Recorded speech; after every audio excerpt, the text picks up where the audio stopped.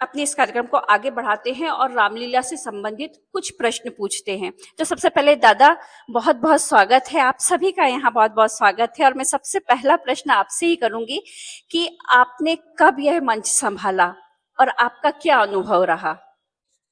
मैं रामलीला समिति के गठन यानी प्रारंभ काल से ही प्रत्यक्ष अप्रत्यक्ष जुड़ा रहा। जी जी।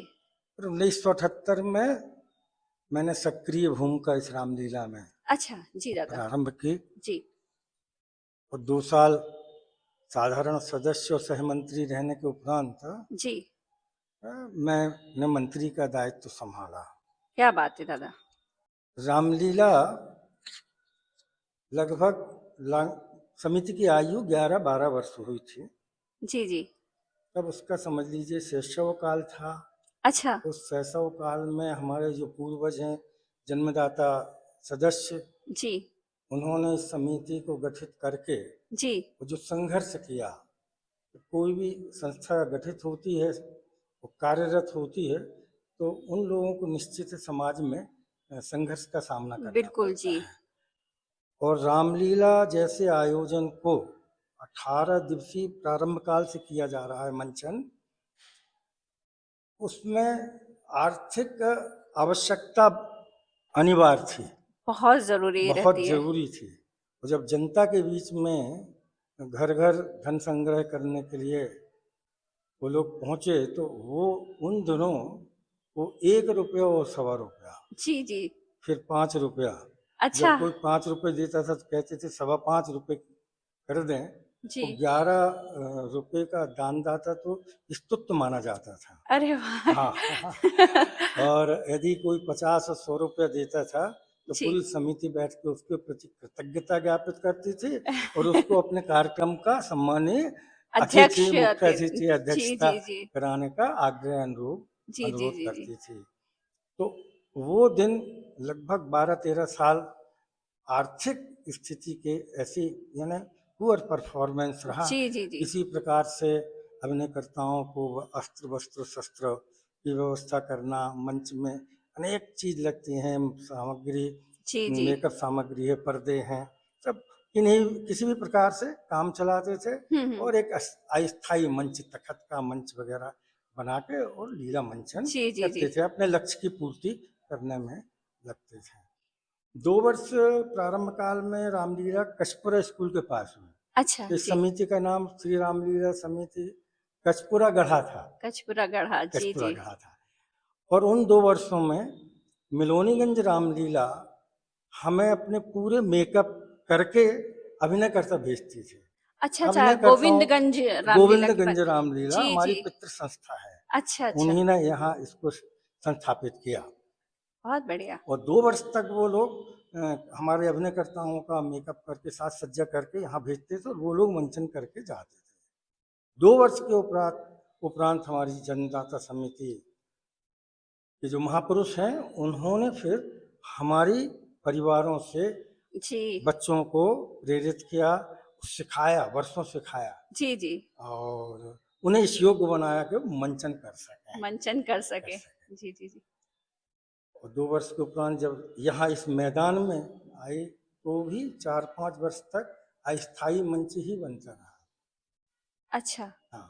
जी। फिर हमारे प्राणाधार ज्योति जी के बाद संयोजक बने आदरणीय स्वर्गीय श्री रुद्रदत्त दुबे पुरलिया, तो वो नगर निगम में पीआरओ भी थे। जी जी। तब उनके प्रयासों से यहाँ शेड, मंच का शेड बनाया गया। तो मंच उस समय भीड़ आती थी दादा, लोग आते थे? उस समय अपार भीड़ होती थी, है ना। अच्छा। वो ही दिन थे जो यहाँ पूरा मैदान, ये मैदान अभी छोटा हो गया, वो सामने कम्युनिटी हॉल बन गया है, पहला जी बहुत बड़ा मैदान था। जी जी जी। पूरा मैदान, और 4 बजे से लोग अपना बोरा फट्टी लेके जी जी आ जी। जाते थे। वो कार्यकर्ताओं को उस भीड़ को संभालने में बहुत ही परिश्रम करना पड़ता था। जी जी। और फिर 14-15वें साल में समझ लीजिए समिति की का यौवन आया। यौवन हाँ, आया यौवन आया। जी। और उस समय युवा टीम ने जी प्रवेश किया। जी। हाँ, मैं और मेरे साथ लगभग 20-25 युवा कार्यकर्ता अच्छा। इस समिति में बहुत सक्रिय रूप से। जी और पहला काम था आर्थिक समृद्धि। अच्छा, वो तो बहुत जरूरी हाँ, था। उसके बिना हम अच्छे से अच्छा प्रदर्शन, अच्छे से अच्छा मंचन नहीं कर सकते थे। जी फिर हमारे उन कार्यकर्ताओं ने इन्हें उसमें कटारे जी भी थे, सुरेंद्र श्रीवास्तव थे, जी जी राकेश श्रीवास्तव थे। जी ऐसी एक बड़ी 15-20 लोगों की टीम जी तैयार हुई और उस टीम ने समझ लीजिए आर्थिक क्षेत्र में रात दिन कार्य किया, क्योंकि लगभग सब नौकरी पेशे वाले लोग थे, सर्विस कर रहे थे, व्यवसायी थे। जी। समय निकाल के रविवार पूरा 9 बजे से लेकर और 5-6 बजे तक संग्रह करना। 12वें वर्ष में समिति लगभग 10-12 हजार के एस्टीमेट पे थी। अच्छा छोड़ी समिति तो उन दिनों 1000-2000 रुपये बाजार में देना बाकी रहता था। जी। फिर 15वें साल से रामलीला समिति की आर्थिक स्थिति सुधरी, सुदृढ़ थोड़ा हुई, सुदृढ़ हुई। मजबूत हुई और वह क्रम फिर रुका नहीं। रुका नहीं। रजत जयंती वर्ष तक इस समिति की आर्थिक स्थिति इतनी बढ़िया हो गई कि जी लगभग 58,000 की मतलब जमा हाँ राशि हो हाँ गई। जी जी और रामलीला भी अच्छे से अच्छे ढंग से प्रदर्शन, अभिनयकर्ताओं के वस्त्र, शस्त्र, अस्त्र, मेकअप सामग्री भी अच्छी क्वालिटी की जो भी होती थी, जी जी वो अच्छे से अच्छा इस मंच पे शुरू बिल्कुल। हो गया। हाँ, 25वें वर्ष रामलीला समिति ने बहुत धूमधाम धूमधाम से से मनाया, मनाया अच्छे बहुत से। धूमधाम से। और उस समय से रामलीला समिति की यश कीर्ति नगर में नहीं तो प्रदेश में, प्रदेश में नहीं तो देश में भी हो गई। जी इस दादा तो माइक ऊपर करिए। इसलिए कि हमने बड़े कलाकार बुलवाए। अच्छा धारावाहिक, एक तो उस समय की ओजस्वी तेजस्वी वक्ता और श्री राम जन्मभूमि आंदोलन की अग्रणी नेत्री साध्वी पूज्य ऋतंभरा देवी को अरे क्या बात है दादा। इस मंच पे पहली बार, यानी मध्य प्रदेश में पहली बार उनका पदार्पण हुआ। तो इस मंच अरे को वाह 2 अच्छा। अक्टूबर 1991 जी जी जी उद्घाटन में मुकुट पूजन कार्यक्रम में वो आई। और उस समय की भीड़ का वर्णन किया जाए तो हम तो मंच पे थे जी मंत्री के नाते, पूरा मैदान ऊपर नीचे लोगों के छत पे हम्म। जनता, और रोड ब्लॉक हो गए। हमने एक अच्छा दो नेताओं को, रामेश्वर प्रसाद दुबे उस समय थे, जी जी उनको हमने पूछा भैया आप आए नहीं, आपको हमने आग्रह किया था। बाबूराव जी प्रांत के सांसद थे। जी तो उन्होंने कहा अशोक मैं पंडा की मढ़िया तक आया, फिर मेरी गाड़ी आगे नहीं बढ़ी, इतनी भीड़ थी जी रोड में, इतनी भीड़ थी वो ऋतंभरा जी को सुनने के लिए। और उसी वर्ष राम राज्याभिषेक, और साथ में ऋतंभरा जी के साथ थे लक्ष्मण, धारावाहिक रामायण के अभिनय करता सुनील लहरी जी। सुनील लहरी, जी लक्ष्मण के अभिनय वो भी आए थे। और राज्याभिषेक में धारावाहिक रामायण के गायक, कलाकार, गीतकार, संगीतकार श्री रविंद्र जैन जी, रविंद्र जैन जी, बहुत रविंद्र बड़ी जैन, बात है वो दादा, भी पहली रविंद्र जैन बार जबलपुर हमारे मंच पे आए। मंच पर आए। इस तरीके से रजत जयंती वर्ष बहुत धूमधाम से मनाया गया और समिति की यश कीर्ति भी पूरे नगर में हुई कि हाँ रामलीला कोई बड़े इवेंट जी करती जी है। जी जी जी। तो वो बचपन से हम लोगों ने देखी है गढ़ा की रामलीला, कौन नहीं जानता। हम लोग खुद स्वयं छोटे छोटे थे तो अपनी अपनी दरी बोरे और वो सब लेकर आते थे और रस्सियों से लाइन लगी रहती हाँ हाँ, थी बंधी पूर्णा की रहती थी लाइन रस्सियां। लगती। और हम लोग इतने उतावले होते थे कि किसी तरह आगे आगे और आगे पहुंच जाएं सारे पात्र को देखने के लिए। और बहुत गा के और बहुत अच्छे से होती है, संगीत में रामलीला होती है। तो ये तो बहुत हम लोगों की स्मृतियों में ही बसी है। और दादा ऐसा भी कभी हुआ है कि जैसे कि हमारे गांव में होता था जब रामलीला होती थी, तो हमारे जो नाना जी थे वो पूरी रामलीला मंडली को भोजन पर आमंत्रित करते थे रामनवमी के दिन या किसी दिन। तो वो सब ना गाड़ी में भर के ढोल धमाके के साथ आते थे भोजन करने। तो आप लोग हाँ ऐसे निमंत्रित होता किया था, गया है? हमारे यहाँ भी होता था। जी हमारे यहाँ भी रामलीला में, रामलीला के ही जो लोग थे, रामलीला परिवार के, जी जी वो चाहते थे, यानी समझ लीजिए उसमें क्रम लगा रहता था, प्रतिस्पर्धा होती थी कि हाँ हमारे यहाँ इस वर्ष हमारे यहाँ जी जी भगवान को मेकअप करके मेकअप पूरा। करके भोजन करने और पधारे। यहाँ से हमारे उस समय के निर्देशक पूजनीय राम सुजान जी मिश्रा, जी जी और फिर वो तिथि तय करते थे किसके यहाँ हाँ किस दिन आएंगे, आएंगे। और फिर वो दिन में फिर परिश्रम करते थे। जी चारों शक्तियों को और पांचों सातों को, जी जी। यानी हनुमान जी को भी सब मेकअप करके और एक बड़ी गाड़ी बुलाते थे और हाँ, उनके घर पर जाते घर थे। पे जाते तो वो ही जैसे साक्षात भगवान प्रकट हो गए हों प्रकट हुए उनके घर में। वही रहता था पाद जी। प्राक्षालन करना, आरती स्तुति करना, आरती स्तुति माल्यार्पण करना, पुष्प अर्पित करना, चंदन तिलक बंदन करके और फिर पंखा झलते हुए वो स्वरूपों का भोजन कराना, बिल्कुल जी फिर जी जी। दान दक्षिणा करना। पूरा परिवार यानी कृत हो जाता नतमस्तक था रहता था कि जी हमारे जी। यहाँ आए। उसके में मेरे घर भी जी जी। स्वरूपों ने भोजन अच्छा अच्छा किया अच्छा। है। तो ये क्रम चलता था हर साल।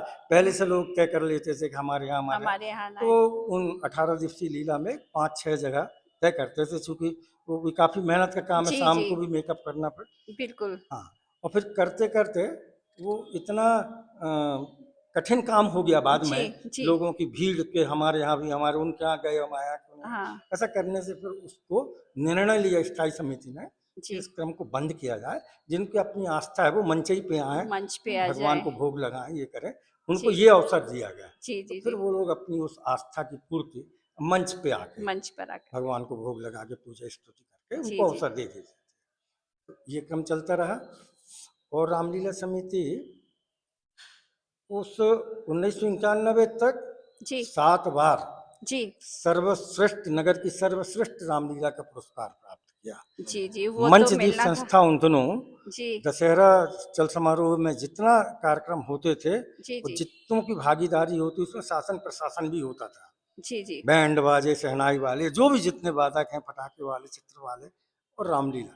तो सर्वश्रेष्ठ रामलीला का जी पुरस्कार मिलता था। बेस्ट यानी उत्कृष्ट मंचन कलाकार, अभिनयकर्ता जी उत्कृष्ट अभिनय के लिए और उत्कृष्ट अनुशासन के लिए, अनुशासन के इन लिए। 2 बातों के लिए रामलीला गढ़ा को पुरस्कृत क्या किया, बात है जिससे ना। ख्याति और बढ़ी। और बढ़ी है। और लोग सिर्फ ये देखने आते थे कैसा अनुशासन है। जी चूंकि सर्वाधिक भीड़ गढ़ा रामलीला में होती थी और हमारा दर्शक भी अनुशासित होता था, कार्यकर्ता भी अनुशासित होता था और मंच पर कलाकार भी कलाकार भी अनुशासित, अनुशासित होते उसको देख के सभी लोग प्रभावित होते थे। प्रभावित।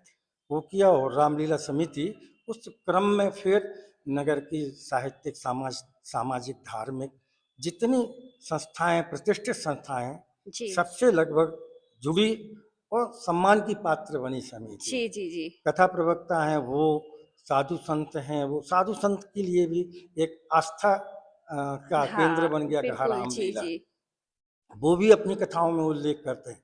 साहित्यिक संस्थाएं आज भी, नगर की जितनी साहित्यिक सामाजिक संस्थाएं, जी। सब में रामलीला समिति गढ़ा का रामलीला अपना एक समिति स्थान है है। जी बिल्कुल। और रामलीला समिति और रामलीला समिति के कलाकार, जी एक भी ऐसी संस्था नहीं है जिससे सम्मानित ना हुए हों, जी अभिनंदित ना हुए हों। तो ये एक आग्रह हुआ कि यहाँ एक बड़ा कवि सम्मेलन हो। तो जी। गोपाल दास जी नीरज अच्छा 84 में जी जी रामलीला समिति ने एक कवि सम्मेलन आयोजित किया, जिसमें गोपाल दास जी नीरज सहित 11 बड़े कवि कवि आए थे 11 जी। बड़े जी दादा। कवि आए। और थोड़ी सी घटना है नीरज जी की, मेरा संस्मरण जी जी कि मैंने उनको एक प्रार्थना किया। ब्लू हिल जीसीएफ में एक सर्किट हाउस बना था, रेस्ट हाउस, उसमें अच्छा रुकाया था। तो मैंने उनको जाके विनम्र आग्रह किया कि दादा, सिर्फ मेरी एक प्रार्थना है कि आप मंच पे ड्रिंक जी जी। के, अच्छा। हाँ, हाँ हाँ। ऐसा उनको तो उन्होंने कहा नहीं, मैं नहीं करूँगा कभी सम्मेलन। अच्छा क्या जी। बोल दिया, मैं कभी सम्मेलन नहीं, मैं कभी सम्मेलन में नहीं आऊँगा। ऐसा 2 बार 3 बार। और उन्होंने बस मुझे देखते बोले चलो चलो, आप, मुझे नहीं आना। अच्छा। अब हमारे पोस्टर ओनर न्यूज सब पूरे, हाँ क्या होगा हाँ, फिर। उनके नाम से तो उनके पता नाम नहीं से ही है। हुआ होगा सब। फिर हमने उनको फिर एक आग्रह किया कि आप बिल्कुल मत पढ़िए, मत जी गाइए, जी। आप मंच पे बैठ जाइए और मैं बोल दूंगा आपका स्वास्थ्य स्वास्थ्य ठीक ठीक नहीं नहीं है, है इसलिए आप नहीं गा रहे हैं। क्योंकि इतने सारे लोगों की हाँ, आशाएं थी तो उनको देखने वो की। मेरी समिति की प्रतिष्ठा भी बच जाएगी, बच नहीं तो जाएगी हम झूठे हाँ साबित हो बिल्कुल। जाएंगे।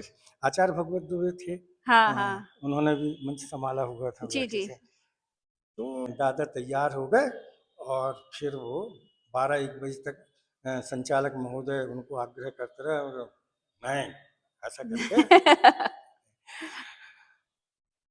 1:30 बजे रात को सेकंड हाफ में जब दूसरा चरण चलता है जी जी। उपरांत, और उन्होंने स्वयं कहा माइक लाओ, अच्छा।